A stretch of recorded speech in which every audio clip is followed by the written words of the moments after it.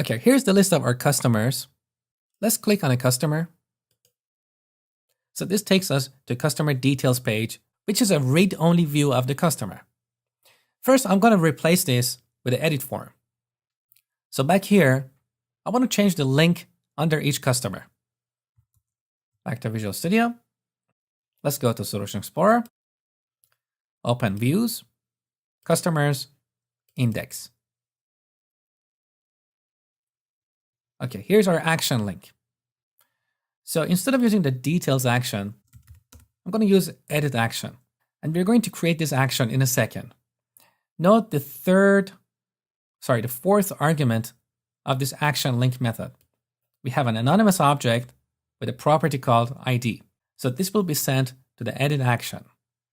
Now to create this action with ReSharper, you can put the cursor here, press Alt and enter again. Now here, first we need to get the customer with this ID from the database. So var customer context.customers.single or default.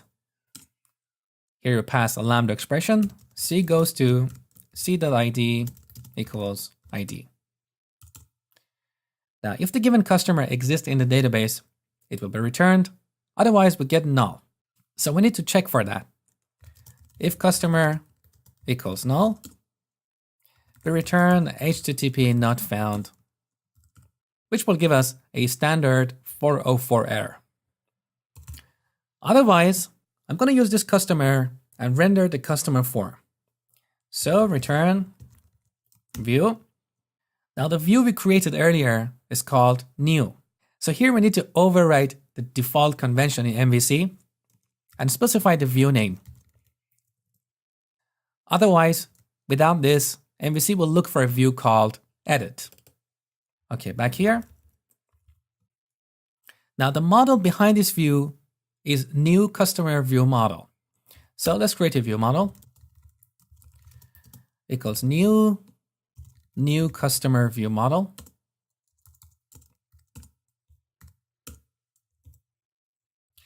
And here we need to set customer to this object. We should also initialize membership types. So we can get it from the database straight here. Membership types to a list. And then we pass this view model to our view. Now there are a couple of things I don't like about this code. Look at this type, new customer view model. But here we're editing a customer. So let's change this name to a better name. Press F2. And let's change this to customer form view model. Okay, this is a better name both for creating and editing a customer. Another issue I see with this code is the name of this view. Again, we need to change this. So in Solution Explorer, here's the view. Press F2 and change this to customer form. Okay. Now we change this to customer form as well. We should make the same change in the new action. So we can find the action quickly using this drop-down list. New. And here we pass customer form as the view name. Okay, let's test the application. Build. Back to the browser. Refresh.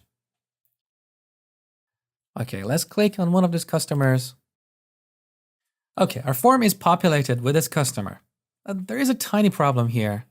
Look at this. I don't want to have the time component of datetime to be displayed here. So let me show you how to fix this problem. It's very easy. Back to Visual Studio. Let's go to our customer form. Okay, here's our birth date text box. This text box form method has a few different overloads, and one of them takes a format string. So as the second argument, we can pass a format string, curly brace 0, DMMMYYYY, which is a standard format string in C#. Save, back to the browser, refresh. Okay, beautiful. The problem is solved. Also, in terms of aesthetics, I'm not quite happy with this checkbox being between these two text boxes. The form looks a little bit out of balance. So I'm going to move the checkbox at the bottom of the form. Back here. Here's our checkbox. Cut. And paste it after the last form group. Save. Back to the browser. Refresh. Okay, the form looks cleaner and more balanced. Next, I'm going to show you how to update this customer.